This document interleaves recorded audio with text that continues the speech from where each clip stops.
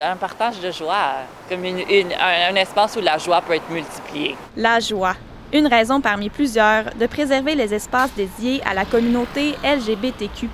L'expérience queer ou trans peut être vraiment isolante, puis ça fait vraiment du bien de voir des personnes comme soi se refléter. À Toronto, ces espaces sont concentrés sur la rue Church, dans le village gay.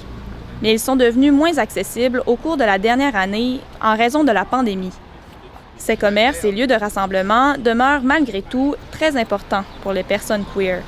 Elles peuvent se sentir intègres ici, selon une drag queen de la communauté torontoise. On est là pour vraiment se sentir ensemble, accueillis, la bienvenue, en sécurité. Souvent, les gens de la communauté LGBTQ doivent se cacher dans leur vie quotidienne ou dans différents espaces de travail. Et le village offre un espace pour les gens de vivre sans paramètres nécessairement. Et avec l'ouverture des terrasses, certains commerces pourront accueillir ceux et celles qui veulent célébrer cette fin de semaine. Surtout puisque le défilé de la fierté devait avoir lieu aujourd'hui à Toronto. À nouveau cette année, il a été annulé. D'autres établissements ne sont pas aussi chanceux. Le bar lesbien de Beaver a dû fermer ses portes pour de bon l'été passé.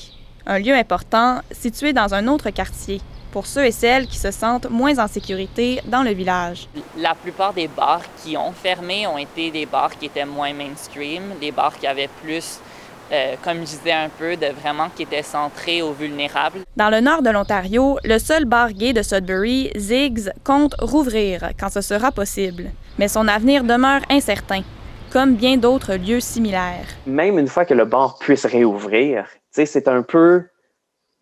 Il va falloir voir si la communauté queer va être assez forte et assez outillée, dans le fond, pour un peu garder ce bar-là aller. Malgré tout, la raison d'être de ces espaces demeure la même. C'est d'utiliser notre imagination à comment on peut transformer peut-être les espaces queer qui restent en espaces qui peuvent vraiment, encore une fois, centrer les personnes les plus marginalisées. Continuer de se sentir inclus et de ressentir cette joie en se rassemblant.